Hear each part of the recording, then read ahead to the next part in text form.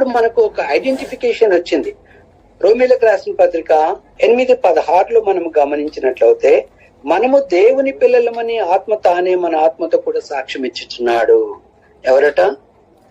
ఆత్మ తానే మన ఆత్మతో కూడా సాక్ష్యం ఇచ్చుచున్నాడు. మన ఆత్మతో కూడా సాక్ష్యం ఇచ్చుచున్నాడు. ఏమని? We belong to God, we are the children of God. మనం దేవుని పిల్లలమని, దేవుని కుమారులమని మరియు పరిశుద్ధాత్ముడు సాక్ష్యం ఇవ్వడం మనము గమనిస్తున్నాం. అనేక సందర్భాలలో మనం ఈ విషయాల్ని అలా చదువుకుంటూ చాలా తేలికగా కొట్టి పారేస్తా ఉంటామండి.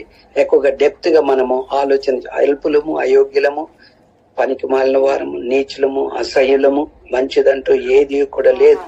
కేవలం ఏ దినమందైతే మనం సువార్తకు విధేయులమయ్యామో ఆ దినమందు పరిశుద్ధాత్ముడు మనలో నివాసముగా ఉండి ఆయన పనులను చేస్తూ, ఇదిగో ఈయన దేవుని కుమారుడని ఆత్మ సాక్ష్యం ఇవ్వడము మనము గమనించగలుగుతున్నాం. ఎంత గొప్ప భాగ్యము!